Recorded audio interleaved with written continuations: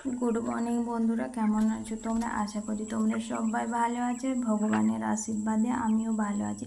তো সকাল 7টা বাজে। তো দেখো এখন মুরগিগুলোকে ছেড়ে দিলাম। তো তোমরা ভাবছো আমার হাতে কাতান কেন? কালকে একটা তোমাদের দাদাভাই উইয়ের ঢিপি এনেছিল, তো সেই উইয়ের ঢিপিটাই ভেঙে দিলাম। তো দেখো কি সুন্দরভাবে খাচ্ছে উই পোকাগুলো।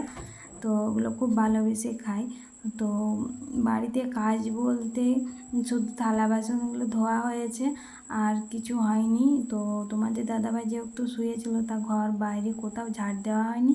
তো সবার আগে ভাবলাম যে বিছানাটা ঝেড়ে নিই। বিছানা না ঝাড়লে তো ঘরগুলো ঝাড় দেওয়া হবে না। তো চলো বিছানাটা ঝেড়ে নিই। আর তোমাদের দাদাভাই উঠে গেছে। তো তো উঠে গেছে হচ্ছে ছাদের উপরে উঠে আছে। তো ছাদে কিছুগুলো কাঠ আছে জানো তো। কদিন আগে আমরা কিছুগুলো কাঠ কিনেছি, তো সেগুলোই তো গোটা ছাদ জুড়ে ছিল। তো আমাকে কদিন ধরে বলছিল যেগুলো গুছিয়ে দাও, এক জায়গায় করে দাও। তো আমার তো সকালবেলায় কাজ করতে করতে 9টা 10টা বেজে যায়। তো এখন যা রোদ পড়েছে বলো, তখন কি আর ছাদের মধ্যে থাকতে পারবো? তো সেইভাবে আমি করতে পারিনি। আর আমার শর্ট ভিডিও বানানো হতো না ছাদের উপরে, তাই আমাকে এদিকে ওদিকে যেতে হতো বানাতে। আর দেখো এই কাঠগুলো ছিল, আমরা নিচে রাখতে পারতাম, কিন্তু আমাদের কি বলতো, আরেকবার যখন আমরা কাঠ কিনেছিলাম না, নিচেই রেখেছিলাম। তো আমাদের না সেখান থেকে না কিছু কাঠ চুরি হয়ে গেছে জানো। তো সেই জন্য তোমাদের দাদাভাই বললো যে না, ছাদের উপরে এবারে যে কাঠগুলো নিয়েছিল সেগুলো ছাদের উপরেই রেখে দাও।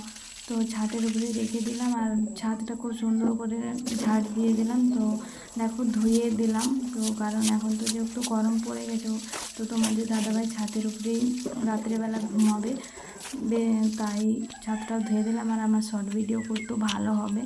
তো দেখো ধুয়ে দেওয়ার পর কি সুন্দর লাগছে, তাই না?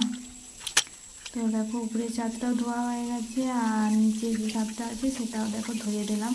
তো ওপরের ছাদটা থেকে নিচের ছাদটাতে জল পড়ে, তারপরে একবারই নিচে যাই। তারপর স্নান করে নিলাম। স্নান করে তোমাদের দাদাভাইয়ের সাথে চা খেয়ে নিলাম। চা বিস্কুট খেয়ে তোমাদের দাদাভাই চলে গেল মুড়ি খেতে, দোকানে মুড়ি ঘুগনি খেতে। আর আমি দেখো রান্না চাপিয়ে দিয়েছি, আর ঝিঙা পোড়া করবো। আর দুপুরবেলা যাই হোক কিছু একটা করবো, দেখি তোমাদের দাদাভাই কি বলে করতে। আর এ দেখো পুজো সোনা চলে এসেছে, ওর বাবা দিয়ে গেল আমাকে।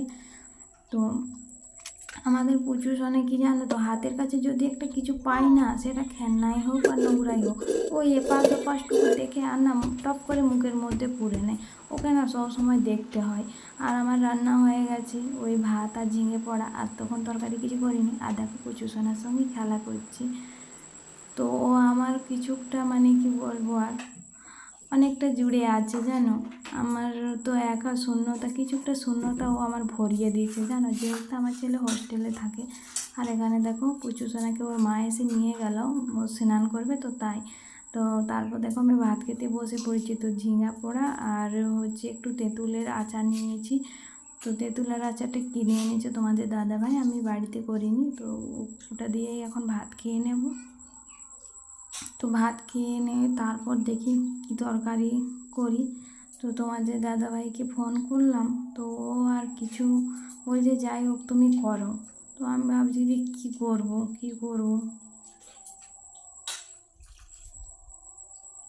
সেরকম তো বাড়িতে কিছুই নেই।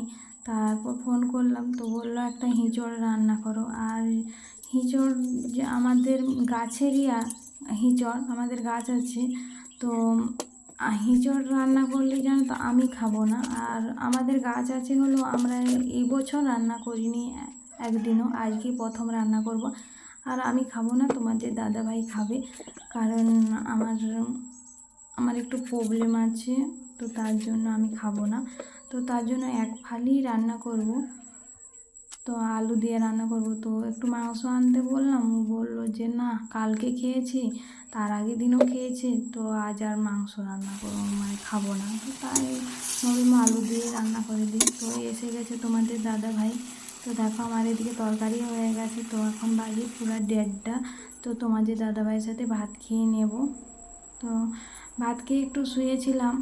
তো তারপর দেখছি না মেঘ করেছে জানো, কোনো রোদ দেয়নি, মেঘলা করে রেখেছে। তো তাই ভাবলাম একটু রেডি হয়ে শর্ট ভিডিও বানালাম কোটা। তো তোমরা প্লিজ গিয়ে দেখো শর্ট ভিডিওগুলো আমার, আর ফেসবুকও দেখবে। ফেসবুকে আছে ডলি মাহাতো নামে ফেসবুকটা আমার আছে, আর ইনস্টাগ্রাম আছে মাহাতো মালতী নামে আছে। আর ইউটিউবে তো তোমরা জানোই, যারা আমার ইউটিউবের বন্ধু তোমরা তো সবাই জানো। আর এখানে দেখো শর্ট ভিডিও করে এসে কাপড়গুলোকে গুছিয়ে নিচ্ছি। আর আমি ড্রেসটাও খুলিনি, বললাম না যে মেঘলা করে রেখেছি, তো তার জন্য তাড়াহুড়ো করে কাপড়গুলো কুড়িয়ে নিচ্ছি, যাতে জল হলে না হলে ভিজে যাবে।